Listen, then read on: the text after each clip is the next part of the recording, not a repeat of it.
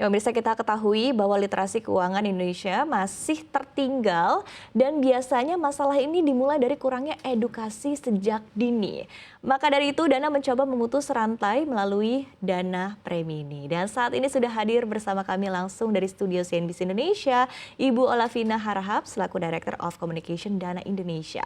Kita akan mengulas seperti apa Dana berusaha untuk membangun kebiasaan finansial sehat sejak kecil atau sejak dini ya. Kita sapa terlebih dahulu. Selamat siang Bu Ola, apa kabar? Selamat siang, baik. Terima kasih waktunya bersama dengan CNBC Indonesia, Bu Ola. Tadi ini sebetulnya konsep yang sangat menarik ya, Dana menghadirkan dana premi ini sebagai bentuk upaya juga untuk meliterasi, mengedukasi anak muda sejak dini ya untuk belajar mengelola keuangan ataupun juga finansial. Nah, tapi sebetulnya urgensi terbesar dari Dana atau bagi Dana untuk menghadirkan dana premi ini saat ini seperti apa? Tadi mungkin juga sudah disebutkan sedikit ya, kita tahu bahwa di Indonesia ini pengguna internet kan sudah banyak sekali ya. Dan banyak pengguna internet di Indonesia ini yang datang dari generasi muda atau Gen Z. Kalau dilihat datanya ada 34% pengguna internet di Indonesia yang hadir dari kalangan Gen Z. Tapi kalau dilihat data inklusi keuangan, datanya inklusi keuangan di kalangan Gen Z ini masih lebih rendah dibandingkan inklusi keuangan secara nasional. Di angkanya juga sudah disebut 74% dibandingkan nasional yang sudah 80%. Nah, karena keadaan inilah kami mengeluarkan dana premi ini yang tujuannya ingin memberikan ruang digital yang lebih aman dan lebih nyaman buat para pengguna khususnya remaja.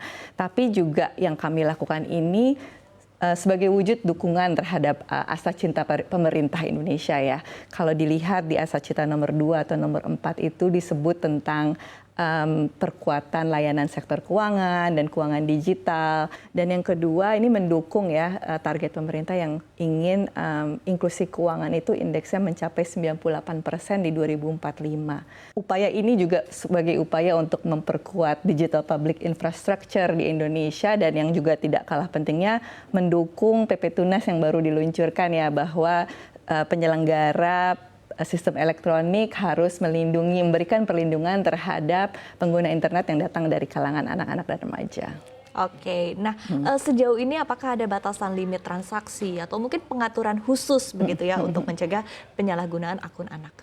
Sebenarnya sejalan juga dengan komitmen Dana ya secara keseluruhan ketika kami mengembangkan suatu fitur pasti inginnya menggunakan teknologi terdepan dengan keamanan yang berlapis tapi juga ramah untuk para pengguna. Dan dalam hal dana premi ini kita menanamkan yang kita sebut batasan dan juga pengaturan. Batasannya gimana? Salah satunya saldo yang bisa dimiliki oleh pengguna dana premi ini itu nanti maksimalnya hanya 2 juta per bulan, sedangkan kalau pengguna dana premium bisa sampai 20 juta.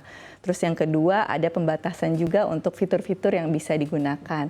Semua fitur yang utama yang sering digunakan oleh masyarakat seperti top up, bayar pakai kris, bayar-bayar tagihan, beli pulsa itu sudah bisa dilakukan, tapi ada limitasi untuk servis-servis lainnya. Dan yang terakhir ada kontrol orang tuanya itu sendiri. Jadi dengan menggunakan dana premi ini, orang tua tetap harus memberikan persetujuan terhadap anak-anaknya menggunakan dana premi ini. Dan kemudian orang tua juga punya kemampuan untuk mengaktifkan namanya parental control. Jadi ketika mengaktifkan parental control, orang tua bisa melihat aktivitas keuangannya anak-anak sehingga pengeluaran mereka bisa menjadi lebih terarah dan tetap diawasi oleh orang tua. Gitu. Oke, ini menarik sekali ya, karena balik lagi tadi ada aspek safety penggunaan dari sisi orang tua dan anak. Betul. Seperti apa orang tua ini bisa mengawasi tadi penggunaannya.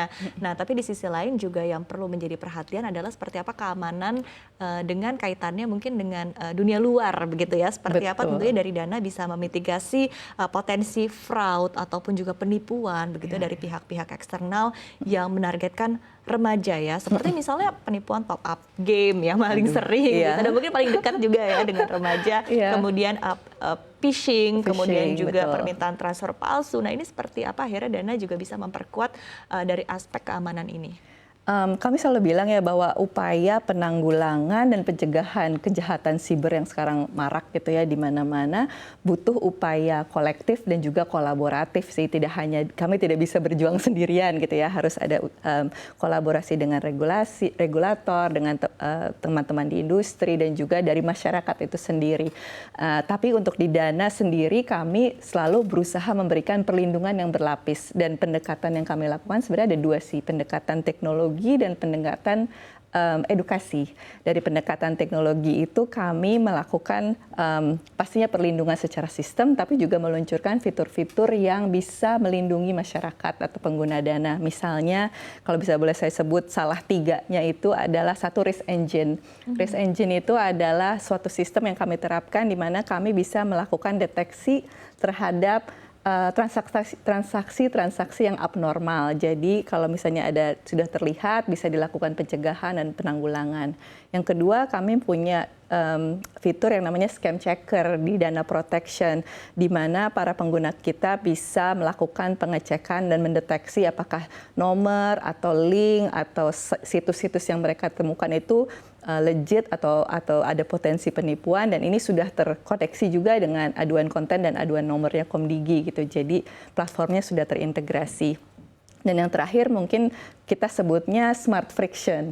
Smart friction ini adalah secara simpelnya adalah sebuah friksi tambahan yang kami berikan kepada user ketika kami menemukan suatu perubahan perilaku lah dari aktivitas keuangannya. Misalnya sudah seringnya transfernya ke nomor ABCD, tiba-tiba transfer ke nomor X. Kita akan memberikan informasi, yakin mau transfer ke nomor ini nomor baru yang tidak pernah dikirim sebelumnya, make sure namanya sudah benar, nomornya sudah benar, dan apakah ada potensi penipuan. Itu makanya kita sebutnya smart friction. Itu dari sisi teknologi ya.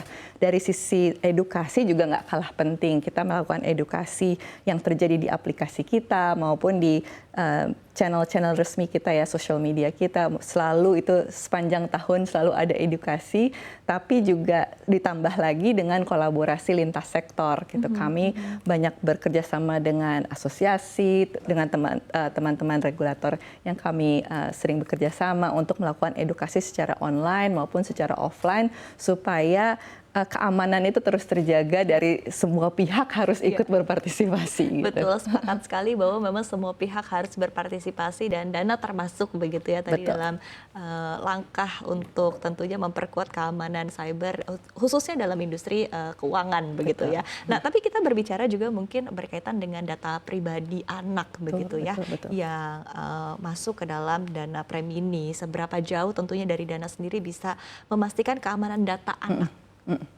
Nah, penggunaan data pribadi itu di Dana tuh selalu dikedepankan dan selalu diingatkan mengenai pentingnya perlindungan data pribadi ya. Dalam hal Dana Premini ini kan sebenarnya Dana Premini ini adalah proses verifikasi identitas atau yang biasa kita sebut eKYC. Dan dalam proses verifikasi ini kita melakukan koneksi yang sudah terenkripsi dan juga terintegrasi dengan sistem yang ada di Dukcapil dan Kemendagri. Jadinya data yang kami gunakan murni hanya untuk verifikasi identitas dan tidak digunakan untuk kebutuhan lainnya misalnya komersil gitu kan.